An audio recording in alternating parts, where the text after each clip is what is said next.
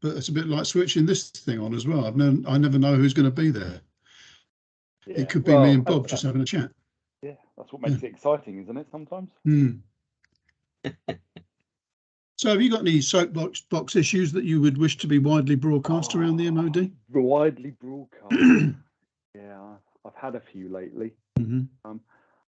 Yeah, one of the discussions I was having this morning that was getting people, or getting myself and the person excited about, was I would say a conspiracy of optimism when you start putting your first estimates forward for a project. You know, I've been involved in some big projects that they seem to be going well. Then all of a sudden they kind of blow up and the costs and the time go out. And you can point to many other projects where the same happens, and big projects as well, you know, billions of pounds. And, you know, people say, well, why does this happen? Well, you know, yeah, there's lots of factors, but one part is people trying to pretend it's going to be cheap at the start. Well, that's part of, isn't it, Bent Flyberg's thing about this sort of devious misrepresentation of an estimate to win business, first of all, and then come out with the truth after that. This thing I'm at in Norway, which is hosted by the Ministry of Finance, and they've got this what they call the concept program, and it is focusing on that front end of projects and trying to make sure that they get the right things right, because they had a whole history of approving projects and then there being nothing after they'd approved it which would hinder or hamper it from being stopped if it was suddenly realised that it was going to go way over budget or was absolutely not the thing required. So, and they're still talking about it, and it still seems to be very, very high on their agenda. So there've been a hell of a lot of discussions about overestimating and optimism bias this morning. But they seem to have a distinct part of their approvals process which now spends much more time making sure that they've got the case right, rather than just grabbing onto the first number, which still doesn't seem to have gone away that much in the UK. I thought the gateway process had sorted all of that out. Did it disappear at some point? Well, we've still got lots to go. If you pick up the Green Book, you know, we've got our various stages that we still go through for all government procurement items. So you'd like to think that there is sufficient diligence up front that gives confidence, and in theory our scrutiny community wouldn't have been allowing it through if they weren't compelled by the case presented to them. Sometimes there is the unexpected that happens. I think if you look at, was it the Olympics? I think somebody was presenting at one of your conferences not so long ago. It does all seem to blur now with COVID. But when you talk about the Olympics, you know, they had a massive risk budget, and I think this is where you kind of need to kind of take that view, and reference cost forecasting is an indicator along with things like OB, and say, well, you know, to what extent am I prepared to let this project overrun? In which case, have a nice big risk budget. Actually, if I want to hold it really tight, I'm going to give you a much smaller risk budget. Yeah. But I think there's also there's a point around. We often look at projects. You know, there's phases, isn't there? So from a mod point of view, follow the academy cycle. So you do your concept assessment and demonstration and manufacture quite often together, and then in service. And so there's no, within those phases, especially within that manufacture phase, there's not really unless you bust your budget, and quite often people wait until the budget has been busted or the date's been exceeded rather than they're forecasting to bust the budget or exceed the date. Yeah, maybe there's a point where we say, well, actually, maybe there needs to be a decision point a bit earlier on in this manufacturing phase where you could rein in the project earlier, rather than actually, you know, kind of let it spend its whole approval before you actually go, oh, it's not going very well. Maybe you need to pull the plug. We've invested so much, let's carry on. Did you ever have any experience of that, Bob? I think most of the jobs that I were involved in didn't get an awful lot of front end planning and working out. I think it kind of got worked out during the first half of the job, I think. It emerged. I mean, one thing, I mean, if I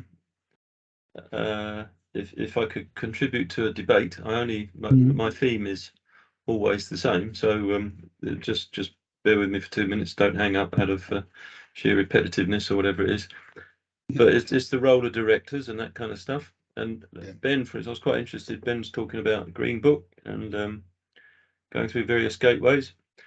And I understand, obviously, worked with gateway systems and that myself. But I just wondered, Ben, who does the ultimate reviews of the gateways that your Green Book sets out that you should carry out? Is it done by a peer group, or does it actually involve the top people above the project? So, like many things, the answer is it depends. So when you go from kind of the Treasury guidance that's now been adopted within the MOD in terms of our approach to business cases, we quite often do it by value. So we use value as a proxy for project risk, don't we? Quite often say if it's a higher value project, it's got to be a high risk, surely. So true. Yeah. So there are, depending on value, and we talk about Cat A, B, C, and D projects. So if I recall off the top of my head, Cat D is anything less than 20 million. That's a cheap one. Cat C, I think, is 20 million. Sorry, up to 100 million. Cat B is up to about 450, and Cat A is above, off the top of my head. But then when you come into, say, infrastructure, they actually change it, and also with IT, they've got differences. So depending on that value of the project, you've got different levels of approval that you'll seek, and therefore more or less hurdles to jump through. But in principle, the case that you put forward is the same. Okay. Well, the thing that I was interested in and have been for some time, but which, if I could just very quickly kind of maybe propose, everything, whether it's a gateway principle or the planning training that you're going to do a few weeks, everything according to the ISO standards that I work with, there's got to be subject to plan, do, check, and act. So whatever you do, if you do the planning, then okay, then people are going to be following the plan, but then it may be delegated, but then that needs to be reviewed, and then it's going to be checked, and then that needs to be reviewed because there are indicators there that could tell whether the job can go the wrong way up. That's the case. And then, of course, when you look at all this, you do the review and you're looking at page after page of hidden risks that were hidden, or, bad news. Someone's got to make some decisions, and they've got to be timely decisions. So that's the act. So in plan, do, check, act from a senior manager point of view, it's the decisions you're going to make once you actually realise that there are aspects that need to be dealt with. So plan, do, check, act is an important construct. I've mentioned before the principle of Annex SL, which is it's the ISO standard for standards, really, but there's a section on it on the role for top managers for certain subjects. And I put it on my desktop. If you can just bear with me while I just sort of push it up. Yeah, go on. Yeah, that'd be useful because I've not heard of that before. No. Well,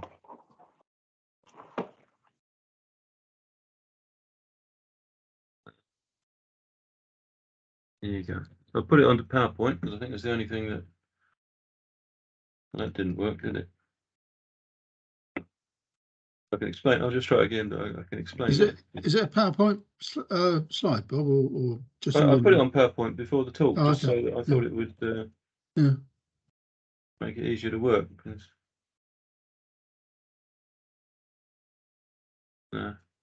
Anyway, look, not to worry, but there's a list of things. There's about 20 things in there that, regardless of discipline, top managers ought to do. So you've got to. I mean, you could probably write them all down anyway. Of course, I can't think of any at the moment. But you've got to think about how you're going to communicate, show the leadership, or you've got to have the right resources and the right budgets, and all those kind of things need to be kind of worked out. But everything that it lists, the 20 of them, need to be planned, checked, planned, done, checked, and acted upon.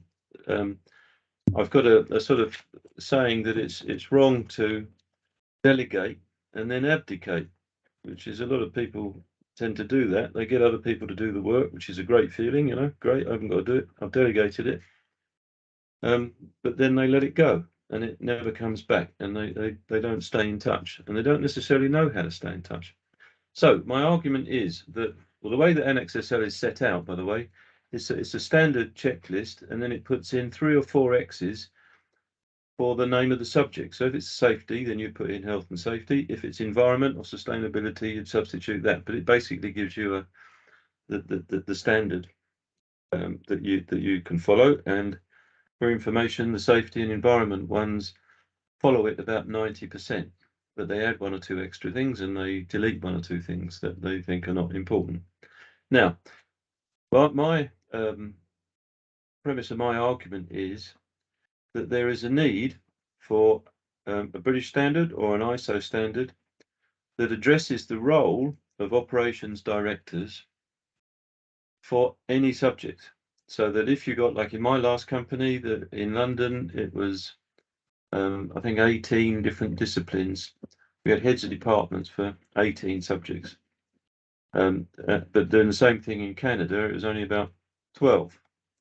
On the belief that it's a smaller company, so you needed less people to run it. But you know, but it's kind of they had less cock-ups, and therefore they didn't solve the cock-up by saying we're going to put someone in charge of this thing in the future, and then he's the head of department of previous cock-ups in that field. You know, like we had in London, we'd have a cladding department, and they'd specialise in all the glass and aluminium and everything that goes up and down skyscrapers, whereas that would just be mixed in with structures and things in Canada. But if you're making pharmaceuticals or you're, you know, doing submarines and things, they're all going to be totally different.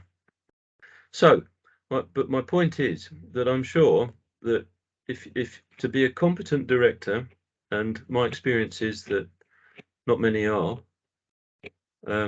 because they all come up through their own discipline, and they tend to favour their own discipline that they've got some history with.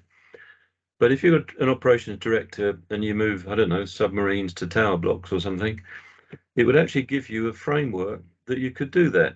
And if you say, well, how many disciplines have we got? Well, we got 12, you know, including accounts and programming and that kind of stuff. But you've got a set of checklists that the directors, who it's unlikely that they're going to do any of this work themselves, but they've got to make sure that the planning is in place for each subject. They've got to make sure that either they or others do it and carry it out, and then it's going to be checked. And that depends, I believe, on reports that are going to have to go to the top people. But reports on all of these subjects that the standard would set out. Because if they're responsible for controlling the risks and preventing cost overruns and time overruns unless they're justifiable, say, then there's a whole range of areas. I mean, I believe any one of the subjects that I was involved in could cause a complete cock-up on the project if it wasn't done properly. And it wasn't spotted early enough, if you see what I mean. So you need reports that are actually looking at future activities. Will you get the design finished on time? Will you get this produced on time? That kind of stuff. But if you've got this kind of framework and it was worked through on a kind of generic basis, that whatever the discipline, you know, I don't know, the Institute of Submarine Cladding or something, whatever, they would actually decide what the real issues need to be, if you see what I mean. But this would be a framework that they would then follow. And actually, personally, I just think that my observation and my experience over many years is that the directors get a lot more money than everybody else, and they're very pleased to do it for 2 or 3 years if they can get away with it. But in actual fact, it should be a career, and the career should be based on a skill of understanding reports and asking the right questions and actually probing and making sure things are right, whilst at the same time providing support to project managers, project controllers, who may or may not have the right resources to get the information that they need. You know, all of these things are questions that the people at the top should sort out. But as I've said before, in my opinion, if the directors aren't engaged sufficiently, even if their checklists are generic, and they're going to be very comprehensive because there's going to be so many of them, then I tend to think that the work that's done by project controllers and other specialists, it's a hobby club, because they're doing their best, and it's only for the people that they're working with and they've got their own hobbies, and they're going to run with their own hobbies. They're not actually going to be reviewed and looked at as a matter of governance by the board of directors. So I think there'll be a useful British standard or ISO standard associated with that, and I thought that your group would be perfectly placed to address that, and that would minimise or reduce cost overruns and risks on projects enormously. There you go. That was my 2 minutes. Well, that was really good. And I'm at risk of starting a debate now when I need to go and pick my kids up.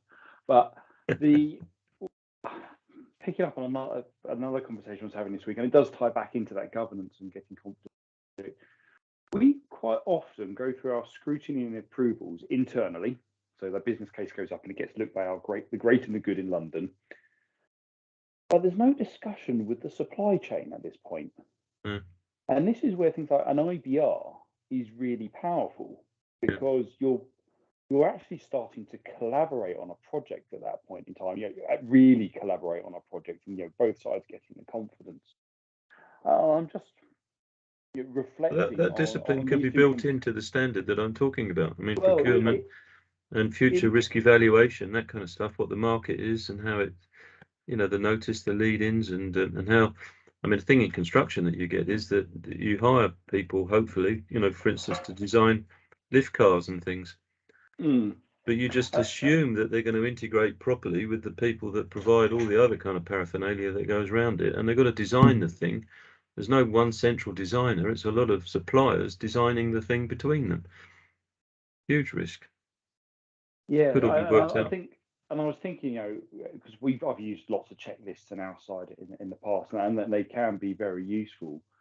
But what I find really powerful, and it's a bit like risk management, is when people talk and collaborate, that you really get to the essence of the problem and get people to buy in or challenge the assumptions that are there. Totally agree. And I don't know if we do enough of that when it comes to approving business cases, because our supplier will go away into a little quiet place and put their bid together, and they'll go through their internal governance. They'll chuck it over the fence, and then we'll go away quietly and do our governance. Like, guys, where's the collaboration gone? And if you're talking about this together, then maybe coming back to that first point, why are projects overrunning over cost? Well, we weren't actually talking at the start. No. But you see, you can, if it's a high-level standard, then it can incorporate exactly what you're saying. It doesn't say, check this template, check this specific thing. It actually says, have you looked at the proper collaboration between suppliers and that kind of stuff? That's the sort of high-level checklist that would work, I think. I'll tell you something that just reminded me that in construction, obviously some jobs that I've worked on have 50 or maybe up to 100 suppliers doing the work. They all end up having claims and arguments with each other.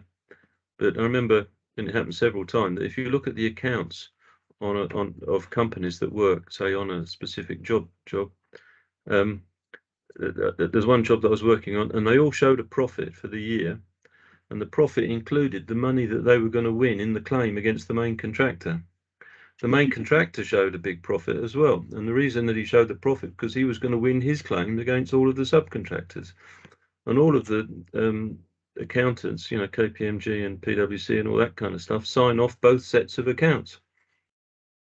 But they can't all be right, if you see what I mean. But I mean, that's retro, but what you're saying, Ben, is I think it's that kind of stuff before you actually get into the argument, so you can actually diffuse all of them.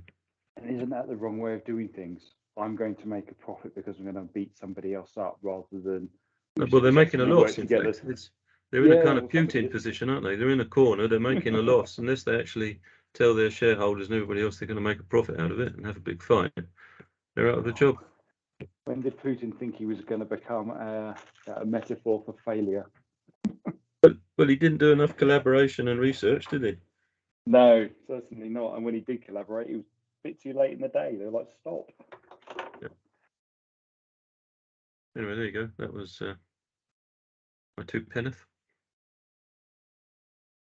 It sounds like a very good idea, Bob, as you articulate it there. And it does, I don't know whether you're listening, Karen, but it does seem like something that could be placed into a sort of specification standard format, doesn't it? Even if you weren't muted, I know you're agreeing with me. Oh, sorry, yes. I was listening and I was muted. But it's got that kind of feel to it, isn't it? If it's a series of statements that act, I suppose, almost an assuring checklist. It came out loud and clear this morning that senior managers or senior directors in these large government programs are far too busy to spend time poring over some of the business case information and the reports and the approvals information that there is, and are far more likely to just to arrive to want to check a graph or something, or have an underling say, well, these are the options and this is the range, and you should go for it. They do indeed, it would appear, abdicate responsibility on a jaw-dropping scale, so that, well, the vast majority of projects appear to proceed without any of that level of scrutiny. And the other side of that, which again came out loud and clear, is there is still this lack of appreciation of what the ultimate purpose of projects is, and how the value only really switches on once whatever the intended use of that project becomes. And that also, it has been noticed here in Norway, is often beyond the project. It's once the project's been delivered and whatever it is being used that people start to realise the value and the impact of it. Otherwise, you're just delivering. There's still this adherence to delivering the scope of the project and saying, job done. We've delivered iron triangle. Time, cost and quality, that's what we were instructed to do. The fact that it doesn't work or nobody needs it or wants it, apparently, is nothing to do with us. And yet everybody kind of, it's an elephant in the room. Everybody sort of knows that's really is how it should be done. But there isn't this golden thread from, again, the start of an idea and maybe the definition of what its impact or its value societally or socially is. It's not being threaded into how these funds are being allocated and spent, or measured and monitored and assessed.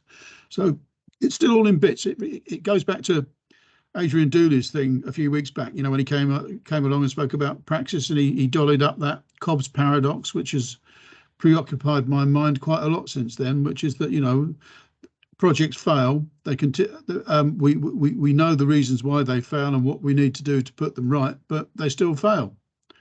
Go figure. What do you do? And there are still these major elements and artifacts, I think, which allow that to happen. And in some small way, the control standard that we're attempting to put together at British Standards Institute, being a specification standard, is, its intention was to try and address some of those issues, that at least all things that needed to be considered would be considered, and be verifiable in some way. But that's still at the levels of wherever project controls lands, and it's certainly not a default action upon the board of directors to take it on. If anything, it would be even more of an excuse in today's day and age to abdicate responsibility even further, because there's a lovely standard looking after it. But thinking about how you get standards introduced, Bob, every MS2 meeting that we have, management standards meeting, has a section in the agenda which says ideas for new standards. And the way that they happen is that somebody writes in and says, oh, I've got an idea on a piece of foolscap here. Could it be considered in some way? And one way or the other, that tends to filter through the committee. I think there's an initial triage, particularly if it's aimed at the wrong committee, to try and get to make that assessment. So, I'm almost inclined to say, well, bang something down on paper and get it circulated into the system. I think and ultimately it's not the panel that decides. The panel can make a recommendation, but it then gets sucked into BSI business and management itself, I think, and they come back with a yay or nay on whether it should proceed. So it's not just a bunch of amateur geeks within the committee itself. Obviously, BSI take, I think, a great deal of account of what is being said, but you know what you're saying is that there's an expression of need for just about every board in the land to have this kind of process in place. But above all, if it can be placed into the good stewardship of whoever's funds are being deployed to do this, whether that's shareholders or private money or government money. Yeah, and I think that ought to be, that's the purpose, isn't it? I think there are high-level stakeholders, owners, you know, shareholders, as well as the staff and the project managers and the project controllers and everybody else. Yeah, that would benefit from it, you know, make everybody's life a bit better. Yeah, well, I'm sure if you put your name to it, Ben would, you know, possibly, and we could find some others who would support that kind of initiative. I mean, the way you said it in there, it sounds like a very compelling argument to do that. And again, it's one of those things that people say, well, why? It's almost as though nobody thinks that standards extends to the upper echelons of management, whereas indeed they do. And that's why I'm also thinking, well, it says management standards within our committee. I can't think of any. There's not a senior managers standard committee, so it probably would be the right place to point it as well. Okay, well, I'll yeah, put a few ideas together, perhaps. Yeah. I think there's plenty of evidence. I mean, if people generally accept the idea that, you know, if it goes, you know, if the fish rots at the top or the head, you know, whatever they say. I mean, if that principle's true, then you're not going to be well served by a bunch of directors presiding over projects who don't really know what they're doing. Yeah, well, it also ties in with, you know, and again, it is. I know it's not the same thing. You know, they say you need high level sponsorship for the successful realisation of projects. I still think there's often a very high degree of separation between that and, you know, the successful projects normally have a very well engaged sponsor rather than one that's just going through the motions. But it's still part of that course. But and again, rather like our standard, if it's not down there in black and white printed, it'll always be just a good idea or something that could be done or needs to be done. Well, I think that kind of principle adds competence to enthusiasm. Yeah, I've worked with lots of senior people that were enthusiastic, but they still didn't know what they were talking about, and it actually confuses people, makes the situation worse, really. Yeah, so the idea that you can shove a document under their nose, where they can actually open up and use as a framework to implement and work with, I think, well, it makes it possible. You know, rather than that blank sheet of paper, and as you said, good intentions, they fizzle away, and they walk away with the individual too. If you want to sustain these ideas and have continuity with an organisation, they need to be, well, if that document's available, then presumably it can be embedded into far more readily into governance, so it's always there and available and part of practice. So I think we've solved that one then, Bob. You got any other bugbears? Any gripes or soapbox issues? Things that I'm sure Karen has. Am I still? Oh, I am. Oh dear, I was. Oh, you're not sure if I was muted. Yeah. Oh, I've always got. I mean, you know me. I've been. Although when I'm with practitioners, I feel like an academic. When I'm with academics, I feel like a practitioner. But yeah, I can talk for England and lots of soapboxes. But yeah. Gosh, I mean, I'm gripe totally that you think isn't being dealt with? Again, big flavour that came over. Sorry. Oh, you're going on. Oh. Your sound went funny. Yeah, I can hear you now, or we can hear you now. You look like you're in a sauna, Steve. It's meant to be. Oh, right. It was called Steve's Soapbox Suggestion Box Sauna, wasn't it? That's so true. Here it is. See? And I'm in Oslo. Where's Bob gone? Oh, he's turned his video off. Yeah, bandwidth maybe. I just thought it might enable the bandwidth to work better. That's all. Like EMG out of the system. Yeah, that's true. Yeah. Well, if you do want to sort of dolly up something to have a moan about or a rant about, now's your opportunity, or to place as a topic for further discussion. Did you get any feedback from Magnus last week, by the way? Sorry? Did you get any feedback from Magnus, by the way, the sort of street-wise? Oh, not from him directly. He's just thinking ahead to coming to London. Oh, am I the only one with my video left on? Well, I'm just doing it again, you know, with Bob saying that maybe it's turning your camera off might help with bandwidth if it's affecting the signal. It might just be you, Karen. So you might. No, it's always you, Steve. Oh, I don't think so. I'm not even where I normally am, so it can't be. I don't think it follows me around. No. Yeah, I'll try mine anyway. There we are. Got the sauna back. Taking my video off.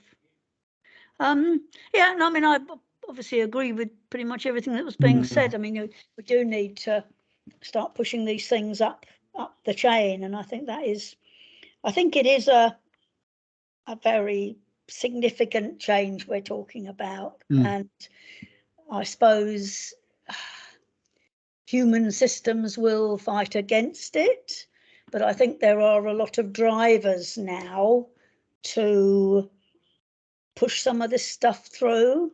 And I also think people are perhaps, well, I don't know.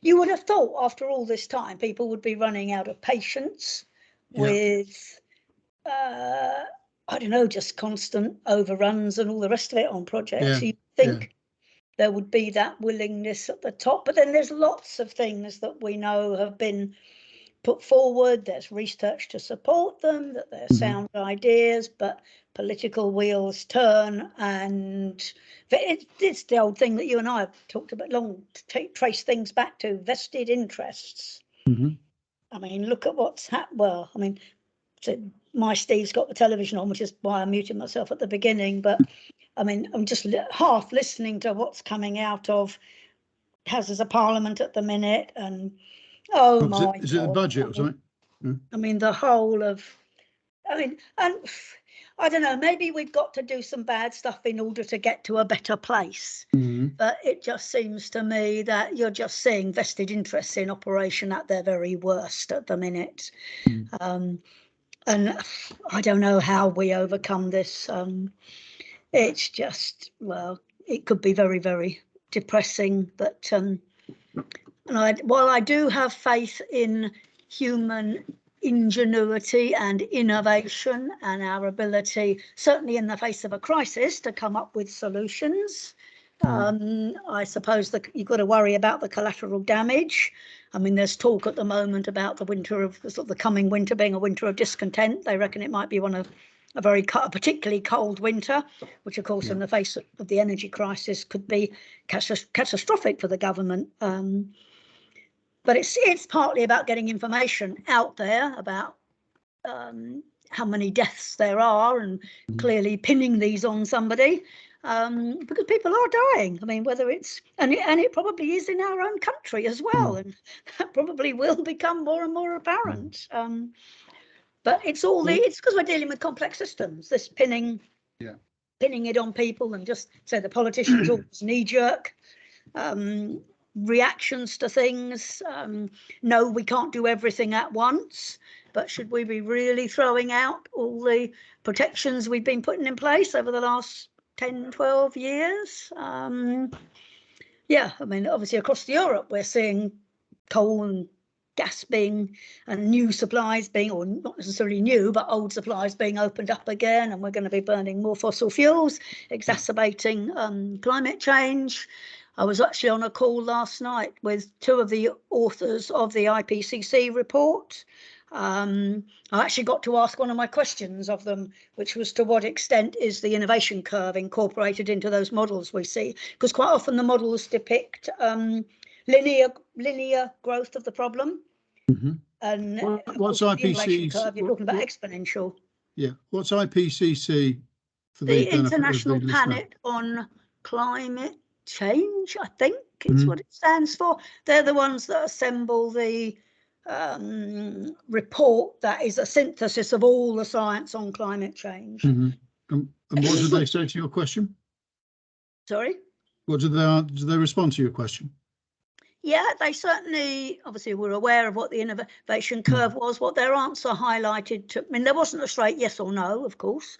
What their answer highlighted to me is the sheer complexity of the issues we're dealing with. And they highlighted some examples of the case studies we've got already about some of the initiatives. And the problem is, for all the models in the world, there'll always be not just 1 or 2, 20 factors that weren't included in the model that made either things so much worse than they predicted, or in some cases a little bit not as bad as they thought it might be. So actually, and I'm not saying we shouldn't be trying to unpick all of that, but actually unpicking it is just so horrendously difficult. But I still think there are some basic things we shouldn't be doing, like burning more fossil fuels. But anyway, but what's good about the latest IPCC report is that it really highlights the interactions between the 3 things, land use, biodiversity and climate change, because climate change really has taken everybody's sort of attention for quite a while now. But if you go right back to Rio, there were the 3 priorities, which were action on the climate, biodiversity and how we use the soil. And actually how these things are interconnected, they're only really fully, well, even not now, it's not fully understood. I mean, apparently, if you pick up a handful of soil, 80% of the organisms in that are not even known to science yet. They're not even named. So that shows you what this knowledge gap is all about. It is absolutely massive. And we've got this sort of overwhelming attitude to nature that we can sort of conquer it and control it and what have you, which I'm still don't subscribe to. Basically, I think we've got to learn to. I've been working on a book chapter, and where I mean, in fact, even in our manifesto we talk about balance. But Freeman, who was originally did all the stakeholder engagements or not engagement, what did he talk about? Well, stakeholder management. You know, the top management writer on stakeholders. He used to use the word balance. He's now switched to harmony. His justification for that is that balance implies there is chaos, and he's keen, for whatever reason, I'm not quite sure, but to move away from that notion. So I think the idea that we have to harmonise the interests of the 3 dimensions, the environment, society and the sort of the natural. Well, I don't like calling it the natural world, because one of the things we have to stop emphasising is humans being separate from nature. We're not, we're part of nature. And we've really got to wake up to that fact and try and move to a much more harmonious way of living. But that's a huge ask. Well, okay, given get off my soapbox now. Well, given the way we're structured governmentally, I think that there seems to be already a distinct shift away from taking much notice of that in the short term. Yeah. So how we redress that is, you know, I was almost thinking the country almost needs to be brought to its knees, a general election and maybe a move into a coalition government, which at least may take the national interest into consideration rather than just going for political.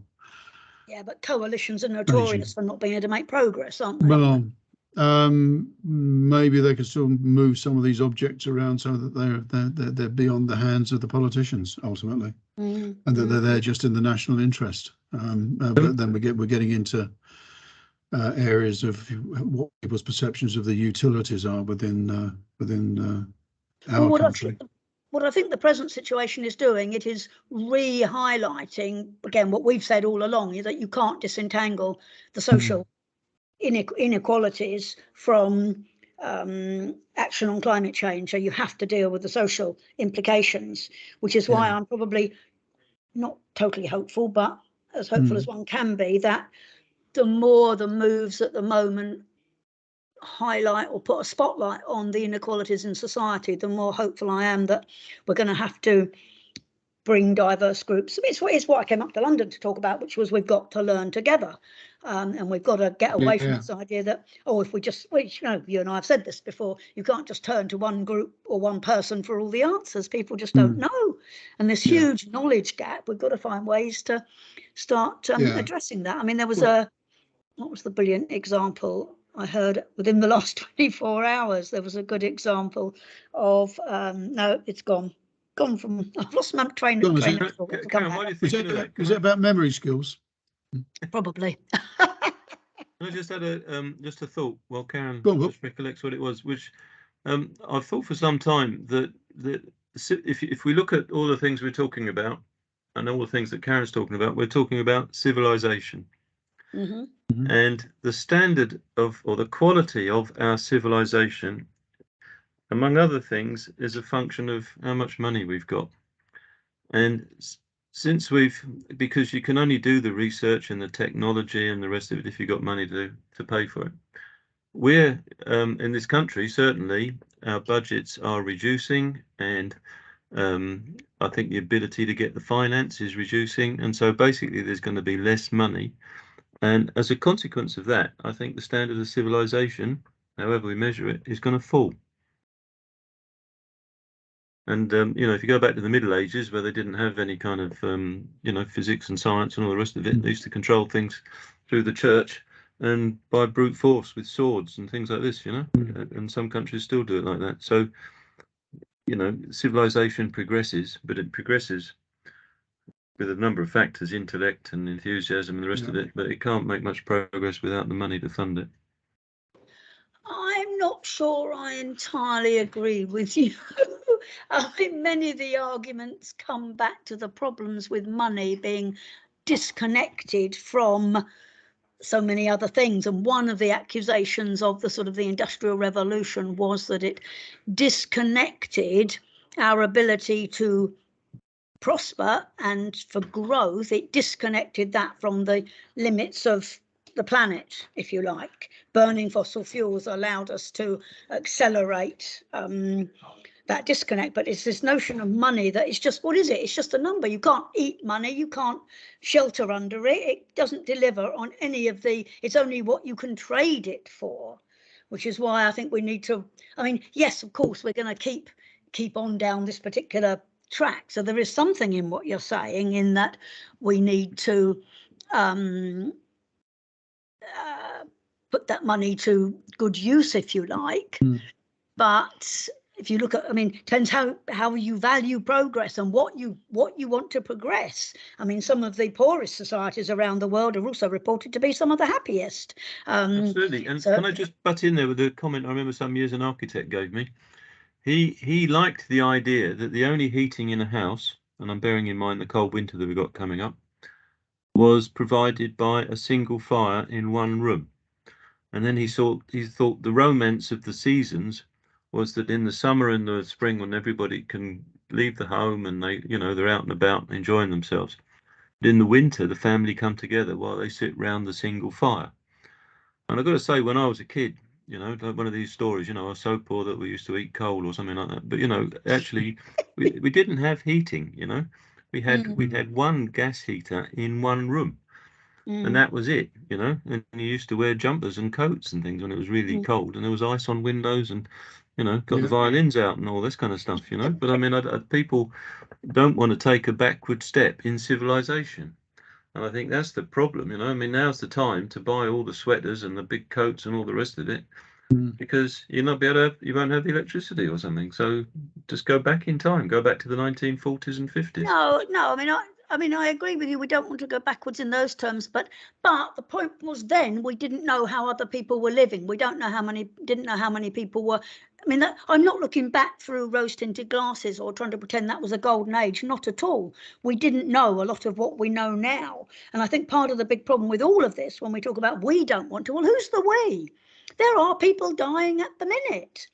So we're not even able to share in a way that gives equity across the world, not even within one country. And I think it's those examples about sort of health. The example I was trying to remember was around this connection between health. It's coming back to me. I know what it was. It was and this is where the legislation comes in and taxation comes in. And again, I've always not been a believer in government intervention, but I'm coming more and more around to the view that the government does have a role to play. The example given this morning on Radio 4 was all about the things like bread and dairy products are zero rated VAT. The plant products that are in the shops that you can buy that are, and again, I don't want to get into part of the debate actually this morning was about whether veganism has become a dirty word, and I think there's an element of that, that I think that there is. But some of the things that are actually not only good for your health, but are also good for the planet are taxed at the normal rate of VAT.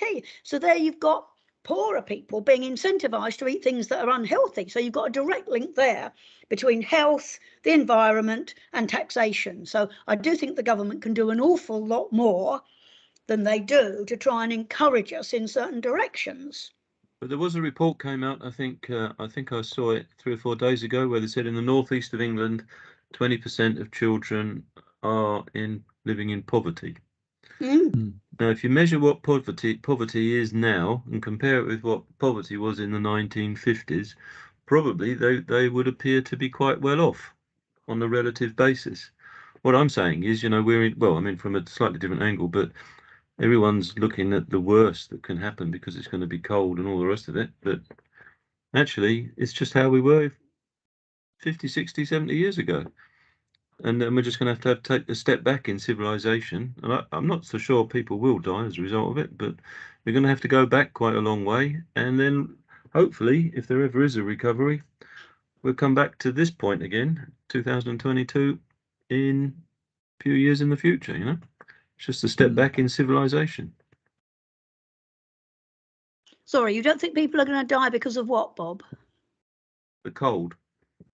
Well, how many people died last year because of the cold? I don't know, but why did they not have enough coats and woolies and things to wrap up? There will be a lot of people. This is why I say you have to be careful who the we is when we're talking about these things. People die every winter from the cold in this country. Now, why they haven't got the resources, I don't know. Again, I'm not a politician. I'm not a social scientist even, really, and not in this area. But again, a lot of this is we are very selective about who we count and how we measure these things and all the rest of it. Yeah, I think the difference may be 50 years ago, and I remember the one fire in the kitchen, and the fire was lit in the living room or whatever when it was required, and it was never on constantly. There was no central heating. We were at least prepared for and clothed for the cold generally. Again, it's not the entire we, but again, there would have been poverty there where they couldn't cope with that.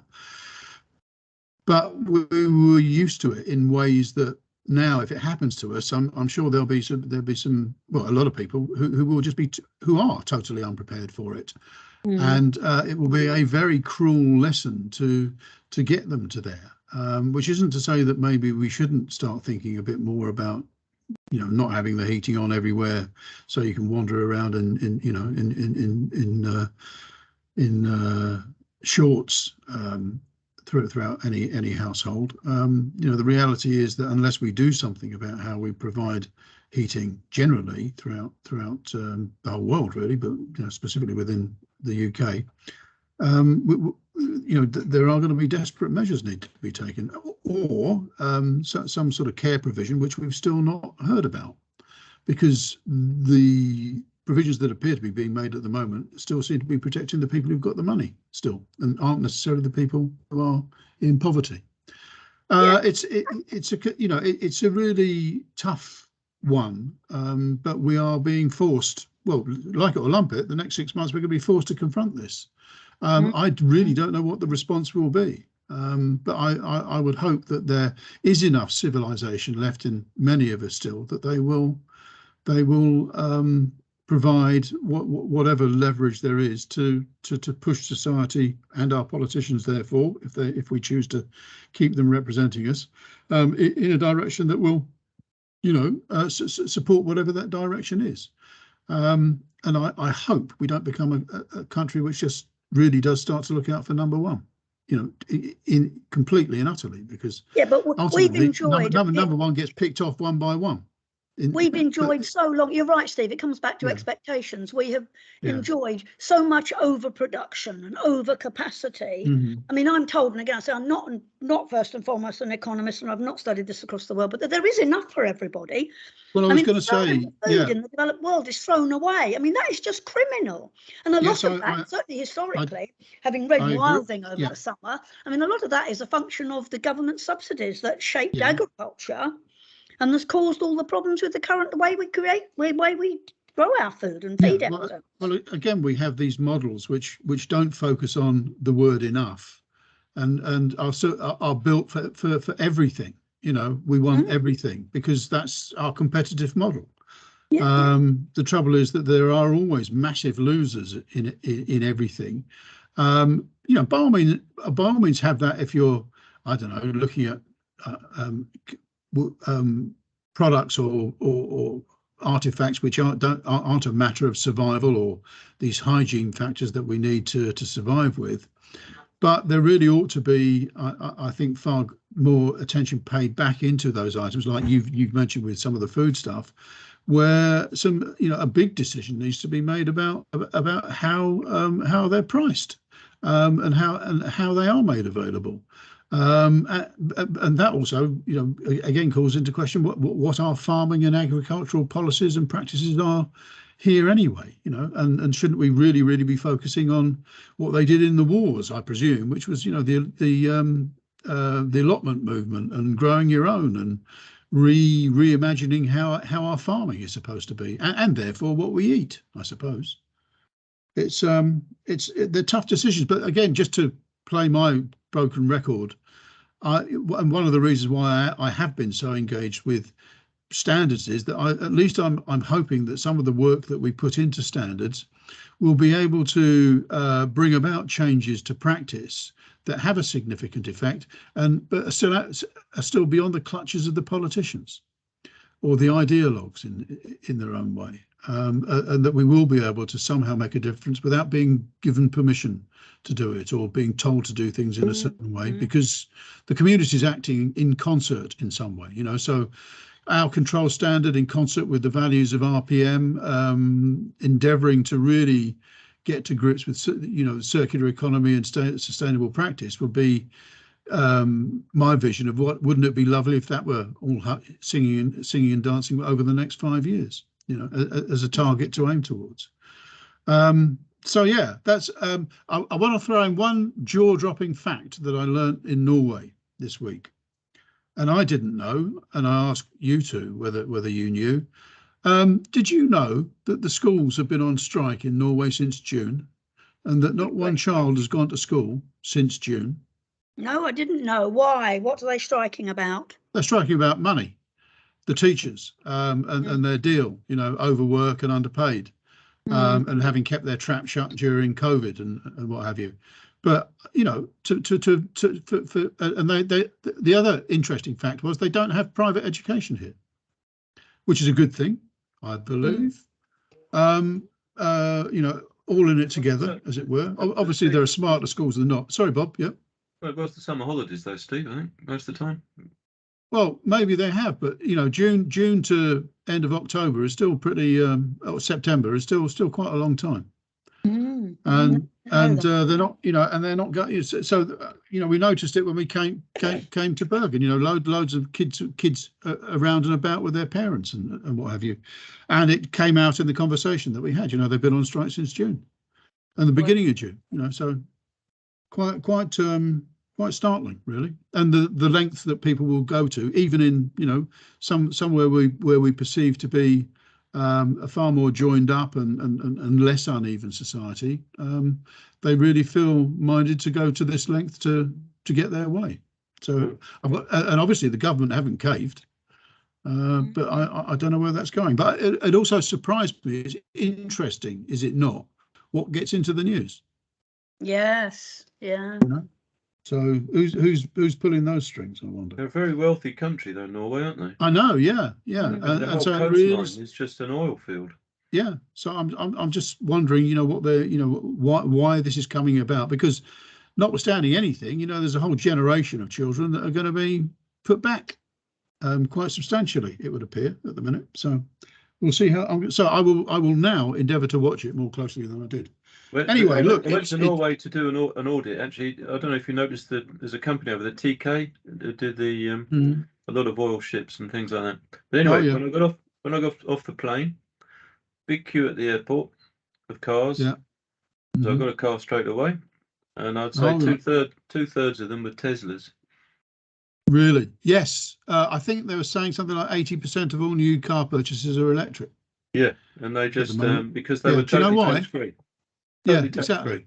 They're totally tax-free. But that's not that nudge economics for you. Yeah. Where's so that? They really are in Norway. Oh right, yeah. Yeah. So again, it's a big step, but it really has had a major impact on car purchase. So, go figure. It can be done in certain areas. Right. Look, it's 1 minute past 6 here, so I'm an hour ahead of you. I will now draw these matters to a close, but summarise by saying we still need to fix stuff, Karen. But I think that what Bob said, and I think you will find support for this idea, Bob, if we encourage you to put together a proposal for a standard. It will undoubtedly get looked at, particularly if we know it's coming. Okay. And it is always an agenda item, and so putting it as an upper layer on what we're aiming to produce, and bearing in mind that these things take a couple of years to do minimum, it would be great to get the ball rolling as soon as possible, I think, because we're coming to the end of the control standard, ideally for I don't know, publication towards the end of the year or beginning of next year. So we're now sculling around for next things to do. Relatively favourite on the agenda is estimating, believe it or not. And a sort of specification version of that. So your one would be very timely. What would you call it? What would you call it? Well, a key word is governance, anyway. Yes. I think it's leadership and governance, because it's not just governance. Yeah. It is a decision-making framework, it's directors. Top managers is the term that NXSL uses, but I mean it's the board and their execs. Yeah. It's leadership and governance. So maybe we say I think that it always annoys me. Directors don't need any qualifications, Oh, excuse me. No. Yeah. Well, again, that's companies. When companies started off, the directors were the people who had the investments in the company. Yes. And they employed a managing director, and he was the only working class person in the company because he had to manage the operations. The rest of them were just seeing how their investment fared. And history's gone on from there. It's sort of started off on the wrong foot, really. Yeah, I think that's where the phrase "money talks" came from, doesn't it? And because they had the money, they believed they had all the authority and the entitlement to do that sort of stuff without necessarily realising that they were useless at it. Yeah, or certainly not proficient in or professional in their approach to it at all. So, okay, right. I think I shall therefore say thank you very much. Okay. Nice conversation. Thank you for coming along and joining me in my sauna. I've got a bit hot in here because I kept my jumper on, but see that, it was nice to see you. But put something out, Bob, and we'll put that into the works. There is a meeting coming up in a few weeks' time, so it will be timely to get something drafted so we can submit perhaps. Right, I'm now going to go then. So no, thank you. See you soon, and watch the skies for the next instalment of the Conversation Club. Well then, Karen. Cheers. Nice to talk to you. Thanks. Bye, Bob. Enjoy Norway, Steve. Bye, Karen. Yeah, I'm going see you now. Next week. Yeah, see you soon. Take care. Bye. Cheers. Bye. Bye. Bye. Oh no, he's still there. I'm still there, but I'm going now. Unless you've got anything to impart to me. No, you've gone too, I think. Yeah.